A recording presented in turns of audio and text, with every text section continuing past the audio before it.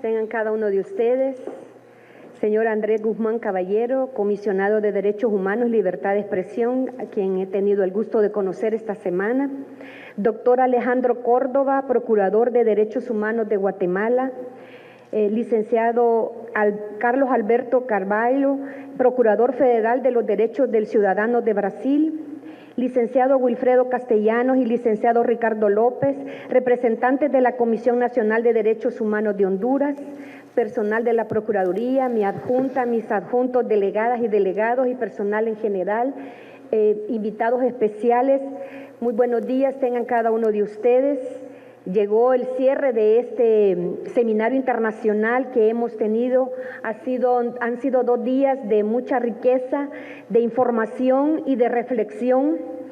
que como procuradora para la defensa de los derechos humanos me siento sumamente complacida por la oportunidad de haber compartido durante estos 3 días con cada una de las personas aquí presentes y con quienes se unieron de manera virtual. Por ello, aprovecho esta oportunidad de dirigirme a esta audiencia para reconocer y felicitar a cada una de las personas participantes que con sus disertaciones han compartido con nosotros no solo sus conocimientos, sino también sus experiencias en cada uno de sus países, con los cuales hemos conocido no solo el panorama general sobre la crisis climática y sus impactos diferenciados en las poblaciones en condiciones vulnerables, sino también podemos concluir que en la lucha por la protección de los derechos humanos y principalmente por la protección de nuestra madre tierra, todos debemos actuar y unirnos sin reconocer fronteras para contribuir en la medida de lo posible a minimizar los impactos del cambio climático. Al haber presenciado las magistrales ponencias y demás intervenciones en este seminario, reafirmo el compromiso de esta servidora defensora del pueblo y consecuentemente de la Procuraduría para la Defensa de los Derechos Humanos de El Salvador de liderar y acompañar iniciativas encaminadas a enfrentar los efectos adversos del cambio climático en el país y además promover desde los espacios como la RINCA y la GANRI, de acuerdo a cada una de nuestras competencias legales, acciones conjuntas que sean de beneficio para protección de las poblaciones, especialmente de aquellas que viven en los países más vulnerables ante el cambio climático. Además del seguimiento al cumplimiento de los acuerdos entre estados para contribuir en la reducción de emisiones de gases de efecto invernadero. Quiero permitirme hacer un breve resumen de lo que hemos conversado en estos 2 días primeros y en su mensaje del Alto Comisionado de los Derechos Humanos, quien recordó el reconocimiento del medio ambiente como un derecho humano y el aniversario de los 30 años de los Principios de París, y señaló que aunque cada país define su camino en la protección del medio ambiente, las INDH tenemos compromiso con los derechos humanos. También contamos con la participación de Carolina Critín, oficial de Derechos Humanos de la GANRI, y del Sultán bin Hassan al-Jamalí, secretario general del Comité Nacional de Derechos Humanos de Qatar, quien a su vez presiden la GANRI a nivel global. Contamos también con la presencia del vicepresidente de la República, doctor Félix Ulloa, quien nos habló del compromiso del gobierno y como país, miembro del Sistema de Integración Centroamericano SICA, y que a pesar de que nuestra región es una de las menos que contribuyen al cambio climático, somos quienes recibimos un gran impacto. Recordó el plan Trifinio como esfuerzo transfronterizo referente en la unión regional. Además, señaló que en la próxima cumbre de Naciones Unidas, COP28, se llevará una propuesta de la región. Finalmente, él consideró que no debe haber un divorcio entre el desarrollo y el cambio climático. La responsabilidad de cuidado del medio ambiente debe ser compartida. En la parte de las ponencias magistrales, Carolina Critín señaló que las acciones de las INDH deben buscar la protección de los derechos de las personas más afectadas por el cambio climático, que las mujeres, las niñas, los niños y adolescentes son quienes más sufren esas consecuencias, apuntando un dato de suma preocupación que más personas están siendo desplazadas por el cambio climático que por los conflictos armados. En su intervención, el sultán bin Hassan al-Jamalí explicó el trabajo que desarrollan en la Institución Nacional de Derechos Humanos de su país. En la jornada de la tarde conocimos diferentes perspectivas de cómo el cambio climático afecta a diversas poblaciones en condiciones más vulnerables. La señora Marta Vázquez de ONU Mujeres se refirió a que las mujeres y las niñas durante los desastres enfrentan los mayores riesgos de salud y seguridad. Además, tienen mayor carga de trabajo doméstico y de cuidado y una responsabilidad desproporcionada en la preparación de alimentos, recolección de agua y combustible, no olvidando su faceta como trabajadoras agrícolas y productoras primarias. Señaló la relación con el cumplimiento de los ODS, 5 que es sobre la igualdad de género y 13 acción por el clima. Hizo un llamado a visibilizar a las mujeres como agentes de cambio.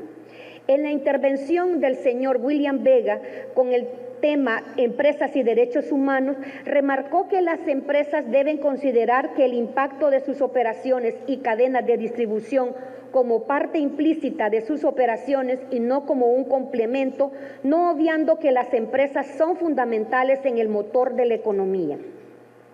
Además, se refirió a que los principios rectores sobre empresas y derechos humanos se deben basar en 3 pilares: el deber de los estados de protección de los derechos humanos, la responsabilidad de las empresas de respetar los derechos humanos y el acceso de las personas a los mecanismos de reparación. Finalmente, hizo un llamado a interpretar la función de las instituciones nacionales de derechos humanos en relación de las empresas y los derechos humanos. En cuanto a las estrategias para la protección del derecho a defender el medio ambiente, el señor Ricardo Neves, de la Oficina de México del Alto Comisionado de los Derechos Humanos, recordó que la protección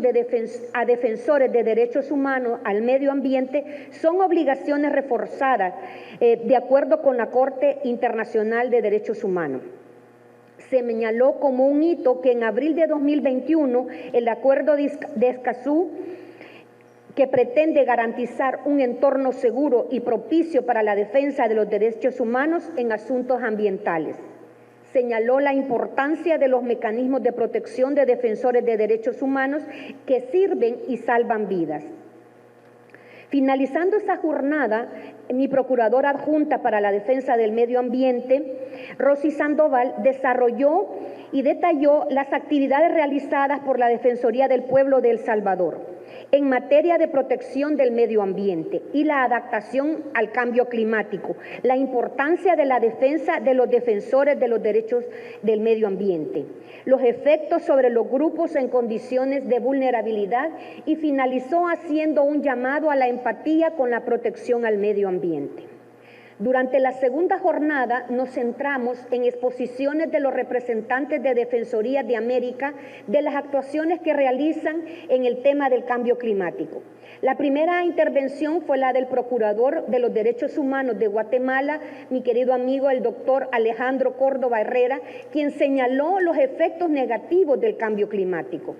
En cuanto a las acciones para el cambio climático, el Procurador de Guatemala ha incluido el tema en su Plan Estratégico 2022-2027 y quien cuenta con auxiliaturas con la misión de la protección del medio ambiente y una defensoría socioambiental. Resaltó la importancia en la educación en derechos humanos, la cual consideran prioritaria y fundamental. Sobre las propuestas para las INDH, mencionó la importancia de la participación de la GANRI y de la RINCA en la COP28. La segunda intervención fue la del licenciado Wilfredo Castellano, delegado nacional ejecutivo de la Comisión Nacional de Derechos Humanos de Honduras, quien expuso que la Estrategia Nacional de Cambio Climático debe incluir mecanismos de gestión pública, de participación social y gobernabilidad, los aspectos de educación y concientización social.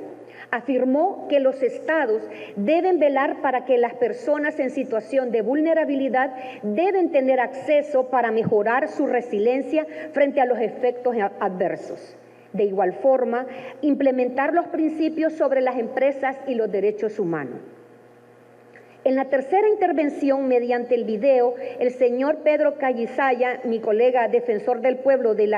Estado Plurinacional de Bolivia, expuso que su país cuenta con 36 naciones indígenas reconocidas por la Constitución de Bolivia, su cosmovisión, la titulación de sus territorios ancestrales y otros derechos como el de la consulta previa. Además, se reconoce el derecho a un medio ambiente saludable, protegido y equilibrado. Señaló los principales problemas ecológicos que enfrentan las 3 regiones en Bolivia y entre las acciones realizadas por la Defensoría mencionó la publicación de un compendio normativo de los derechos de las naciones y pueblos indígenas y la elaboración y presentación de informes sobre los pueblos indígenas y parques protegidos. El señor Carlos Alberto Carvalho,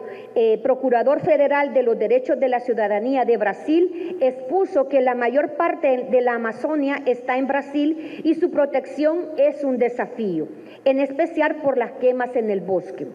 Agregó que en el Estado brasileño el sistema de salud está más comprometido con el cambio climático a la mayor demanda de servicios de salud. Se agregan las muertes por variaciones extremas de temperatura, los daños psicológicos por los daños en los desastres, la migración interna y desde otros países por causas socioambientales. En ese aspecto, la Defensoría se ha movilizado para garantizar las condiciones mínimas para que las personas recién llegadas sean acogidas con dignidad y acceso al sistema de salud. Finalmente, él consideró como un logro la aprobación del Acuerdo de Escazú. Por su parte, la presentación de la señora María del Carmen Ojeda, directora general de la Sexta Visitaduría de la Comisión Nacional de Derechos Humanos de México, y con la exposición del señor Jorge Ori Fojaco, quien habló de 6 casos que han trabajado sobre áreas naturales protegidas y los derechos humanos. La tercera intervención fue la del señor Rodrigo Varela, coordinador de protección de derechos humanos y de la naturaleza de la Defensoría del Pueblo del Ecuador.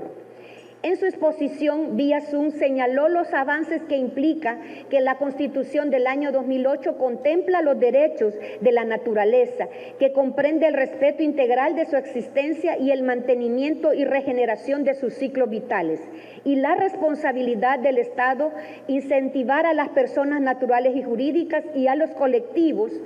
que protegen la naturaleza.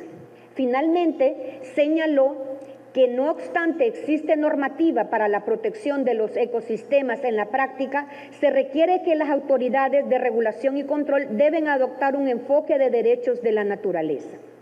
Finalmente, concluimos este seminario con el mensaje de UNES, Winrod y Henry Ball, sobre la importancia de la reivindicación de los derechos ambientales. Luego de todas estas reflexiones, es evidente que a pesar de los esfuerzos que cada uno de nuestros países están realizando para afrontar la crisis climática, reitero y externo mi preocupación ante los impactos del cambio climático y, por supuesto, ante los efectos que el fenómeno del Niño tendrá el presente año en el país, ya que se ha pronosticado su incidencia y por ende debemos prepararnos y activarnos desde ya, por lo que hago el llamado a las instituciones estatales respectivas a fin de que garanticen la seguridad alimentaria y el acceso al agua potable a la ciudadanía, principalmente en el oriente de nuestro territorio, el cual ha sido históricamente el más impactado ante las sequías extremas que ya hemos vivido en el pasado, así como activar planes de contingencia para atender a las poblaciones en condiciones vulnerables. Estos impactos que estamos viviendo deben llevarnos a adoptar no solo medidas reactivas, sino también medidas preventivas, que sean palpables en las políticas públicas y planes estratégicos encaminados a crear y fortalecer la resiliencia, con enfoque de género y con enfoque de derechos humanos, con acciones diferenciadas según las características de las múltiples poblaciones en condiciones de vulnerabilidad. Además, que sean sostenibles en el tiempo y materializadas en todas las localidades según sus propias particularidades y necesidades. Como procuradora, seguiré aportando desde mis atribuciones constitucionales y legales en el fortalecimiento de las capacidades institucionales y de la sociedad civil, asimismo incidiendo en las políticas públicas y en generar sinergias con las demás instituciones estatales, coadyuvando para que en la agenda pública se continúe atendiendo la imperiosa necesidad de tomar acción frente al cambio climático. Asimismo, esperamos que para el próximo año podamos darles seguimiento a los compromisos que en esta jornada hemos asumido. Como ya lo mencioné al inicio de este seminario, esta actividad no habría sido posible sin el apoyo financiero de agencias de cooperación y de organizaciones que trabajan por el medio ambiente, quienes han sido nuestros aliados estratégicos y referentes en la protección de los derechos humanos. En este sentido, reconozco y felicito su digna y admirable labor, al mismo tiempo que destaco el rol de las personas defensoras de derechos del medio ambiente a escala local, por su protección a los territorios y los ecosistemas, por sus efectivos procesos de formación comunitaria y por medio de la implementación y promoción de los cultivos agroecológicos, demostrando con ello la importancia de asumir la corresponsabilidad desde los diferentes sectores urbanos y rurales, así como todos los actores sociales en la adopción de medidas eficaces para hacer frente a los efectos del cambio climático. Agradezco a ustedes en esta audiencia que hayan permanecido hasta el final de este seminario y espero lo que aquí hemos analizado y discutido y reflexionado haya sido de total provecho para el ejercicio de sus funciones y que además se hayan abierto las puertas para nuevas y novedosas iniciativas que contribuyan a proteger nuestros ecosistemas y por ende la protección de la vida en la tierra. Finalmente, quiero hacer un llamado a la población salvadoreña y a todas las personas frente a los impactos del cambio climático. Debemos actuar ya, porque defender el planeta es defender y preservar nuestra vida en la tierra. Actuemos ya. Muchas gracias.